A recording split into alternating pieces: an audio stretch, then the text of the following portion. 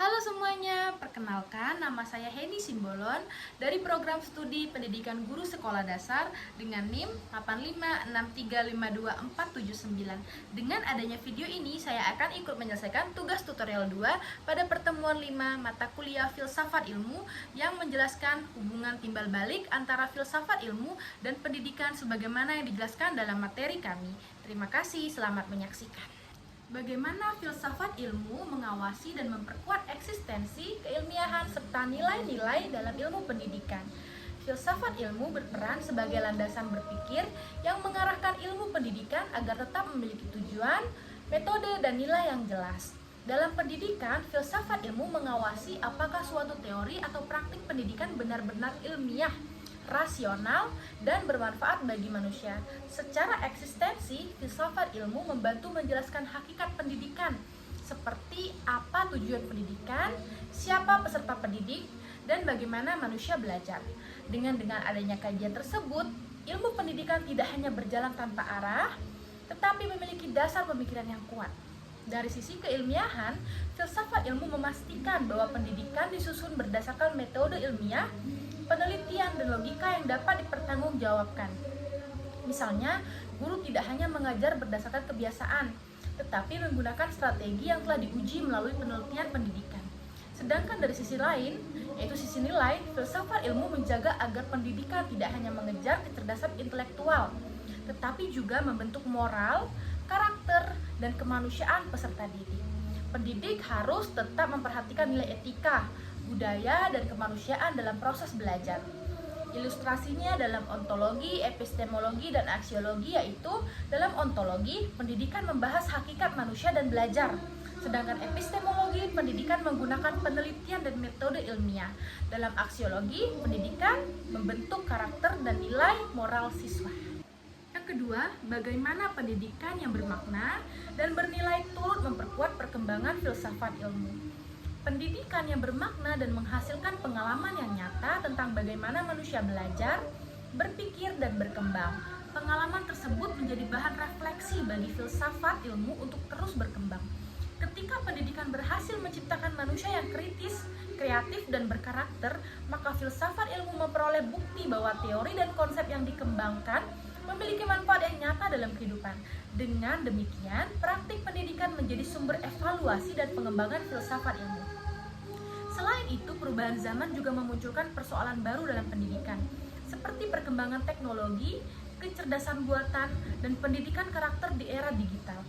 Kondisi tersebut mendorong filsafat ilmu untuk terus memperbarui pemikiran tentang hakikat pengetahuan, cara beroleh ilmu, dan nilai-nilai yang harus dijaga dalam pendidikan.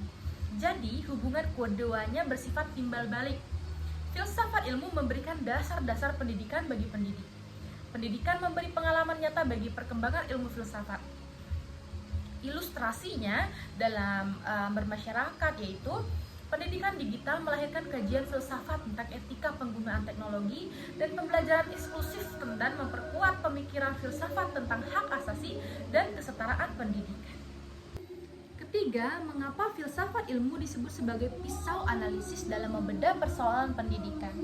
Filsafat ilmu disebut sebagai pisau analisis karena digunakan untuk mengkaji dan menelaah masalah pendidikan secara mendalam melalui 3 aspek utama: ontologi, epistemologi, dan aksiologi. Dalam ontologi membahas hakikat atau keberadaan sesuatu. Dalam pendidikan, ontologi digunakan untuk menjawab apa hakikat pendidikan, apa hakikat peserta didik, dan apa tujuan belajar. Contohnya, guru memahami bahwa setiap anak memiliki potensi dan karakteristik yang berbeda-beda sehingga pembelajaran tidak boleh disamakan. Lalu epistemologi membahas cara memperoleh pengetahuan.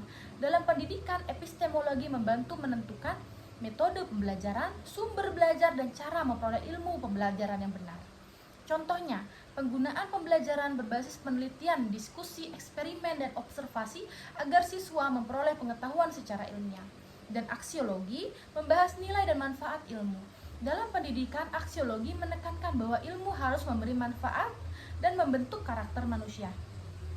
Contohnya, pembelajaran tidak hanya mengejar nilai ujian, tetapi juga menanamkan kejujuran, tanggung jawab, dan kerjasama. Ilustrasi analisis masalah siswa pasif di kelas contohnya. Ontologi memahami hakikat siswa sebagai individu aktif. Epistemologi memilih metode diskusi atau proyek. Aksiologi membangun keberanian dan tanggung jawab siswa. Lalu yang terakhir, yang keempat, contoh konkret penerapan filsafat ilmu dalam praktik pendidikan. Di sini kita bisa melihat dari 4 sudut pandang, yaitu dalam kebijakan pendidikan, dalam kurikulum, dalam proses pembelajaran, dan dalam evaluasi pendidikan. Dalam kebijakan pendidikan, kurikulum Merdeka menekankan pembelajaran yang berpusat pada peserta didik. Hal ini dipengaruhi pemikiran filsafat humanisme yang memandang siswa sebagai individu yang memiliki potensi unik dan perlu dikembangkan secara optimal. Lalu dalam pandangan kurikulum, pendidikan tidak hanya memuat mata pelajaran akademik, tetapi juga pendidikan karakter, profil belajar Pancasila. Ini menunjukkan penerapan aksiologi karena pendidikan diarahkan pada pembentukan nilai moral dan sosial. Dan ketiga, dalam proses pembelajaran, guru menggunakan metode diskusi, eksperimen, dan problem solving agar siswa aktif menemukan pengetahuannya sendiri. Pendekatan ini dipengaruhi filsafat konstruktivisme yang menekankan bahwa pengetahuan dibangun melalui pengalaman belajar. Dan yang terakhir, dalam sudut pandang evaluasi pembelajaran, penilaian tidak hanya berdasarkan hasil ujian, tetapi juga sikap, keterampilan, dan proses belajar siswa.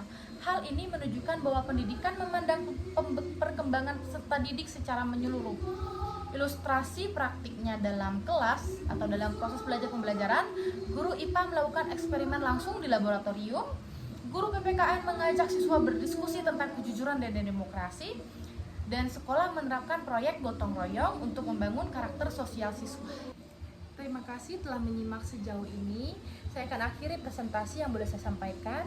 Beberapa yang boleh saya sampaikan, poin-poin yang telah saya pelajari dan hasil penelitian dan diskusi saya kiranya dapat bermanfaat. Terima kasih dan sampai jumpa.